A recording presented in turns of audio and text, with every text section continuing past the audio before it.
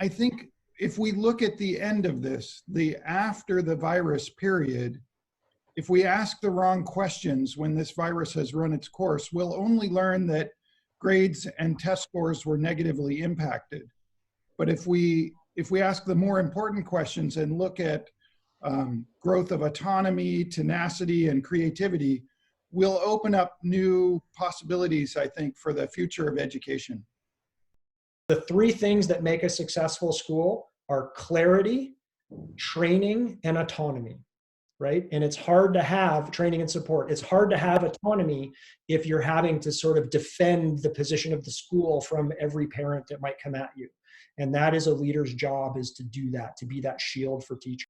For administrators, last word here, be super clear with your teachers that it is okay to not do the learning that we normally call learning, and to focus on the learning, the human learning that's critical right now. If you're not clear with your teachers about that, they will stress out thinking that they're supposed to be doing this other stuff at the same time that they know is not the thing to be doing right now.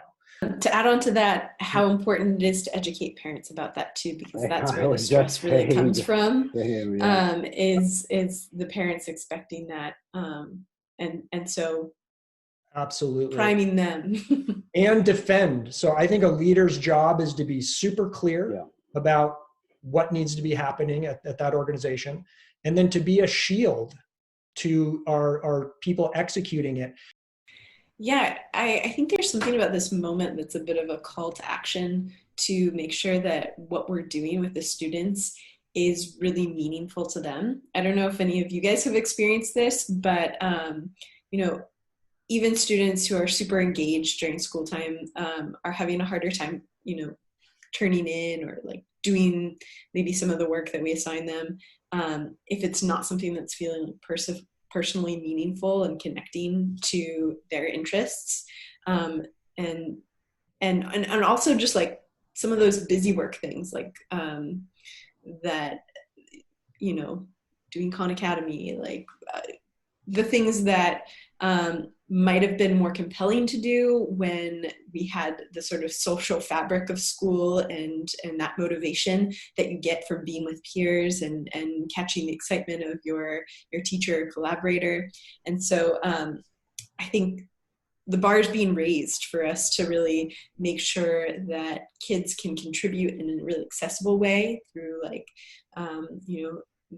videoing in their answers to things, to being a part of group discussions, and then also having the work that they're doing feeling really exciting to them. So we've had some of our collaborators have shifted to making sure that the things that they're doing might not look incredibly academic, but ask a lot of the kids as far as engagement and reflection. So, having students, we have one group that's doing a project where they're making a music scoring for video games.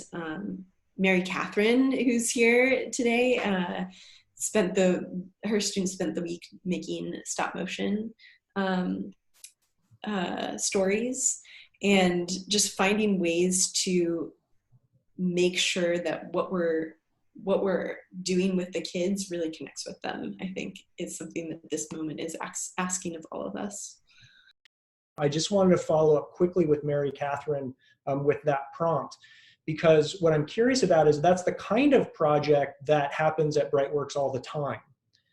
And I'm really curious, Mary Catherine, what are the kind of the plus delta or the pros and cons of doing that in this distributed learning kind of environment? Because it's a very Brightworksian project. So I'm really curious what you're finding in terms of facilitating that in this new reality. Yeah, so this is a project I had planned probably 2 months out. We did a biography reading unit for about 5 weeks. And my goal was always to have us make films about biographies at the very end. And then I had to change things. We originally were going to go to a museum to learn how to do it, and we ended up having to learn at home. But it was really nice in that being able to not do it in the classroom, let students work on it as long as they wanted to. There are some who were working like 5-6 hours because they were super engaged and really excited and had time. And it also allowed them to think about the materials they have at their homes in a new way. We had a really cool conversation when we were sharing the films about how students didn't necessarily have toys that were girls or didn't have toys that were Black. And they were trying to convey these different characters. And so it was a really powerful way for them to think about questions and things that never would have occurred to me in a classroom context that we were then able to really debrief and think about, which is great. Interesting. So the different environment itself brought in variables that potentially enhanced the learning, I think is what I'm hearing there. Yeah. What we talk about a lot at Blue Sky is becoming change makers, and those that journey to like finding out what you want to really help out with in the world. But another thing that I think is really important to becoming a change maker is developing that inner wealth within yourself. And that's something that we do a lot. Another thing we talk about a lot at Blue Sky is like finding your heart and finding your heartbreak. And your heart is kind of like finding the passions that you're interested in the world, like drawing or robot making or whatever you're into. And then your heartbreak is something that you like kind of does not make you feel good at all, like maybe a world issue, a world problem. And then like we say where the magic happens is when you combine those two things. So when you somehow figure out how to make an impact in the world, but doing it through something that you love. So for example, like if you're really into singing or something like that, like maybe running like concerts, and then all the donations go to a charity of your choice. So those different types of things are the things that we talk about in the world to make it like kind of more joyful and more it's a more self-fulfilling prophecy. Like building these shared projects together, and it's much more difficult, when everyone's has their own unique pieces in their homes. But then, so how do we create design challenges that the kids are maybe giving each other prompts or something like that, so that there's more interaction between the kids. How do we create a project that actually is dependent on other kids?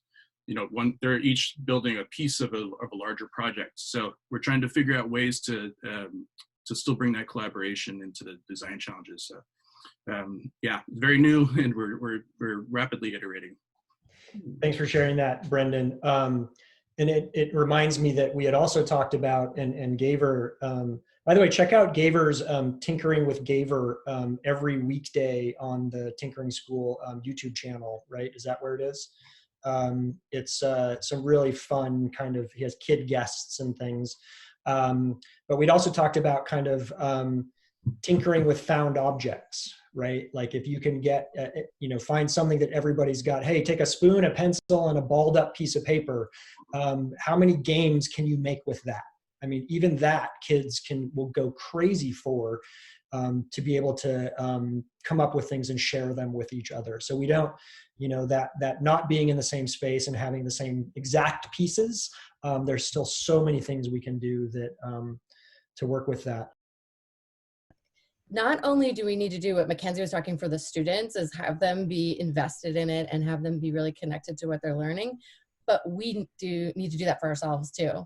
So like I've been trying to think about what do I want to do that I can get really excited about as a teacher so I can sustain this till June along with them, right? I think we have to take care of ourselves too as educators. And I feel like it's the only way that we're going to manage to get through this and have it be really productive and have it be really fulfilling, is that we have to factor ourselves into. Because I started off kind of just thinking about what do the parents need?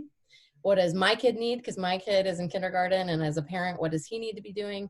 And what do my students need to be doing? And I kind of got lost in the sauce. So then now I'm backing it up and saying, I got to find the joy back, because my joy was going to see them every day and connecting and being in their lives and being social with them.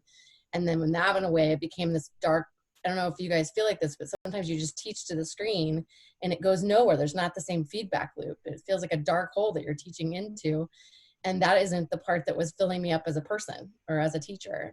And so now I'm trying to find that feedback loop for myself as well.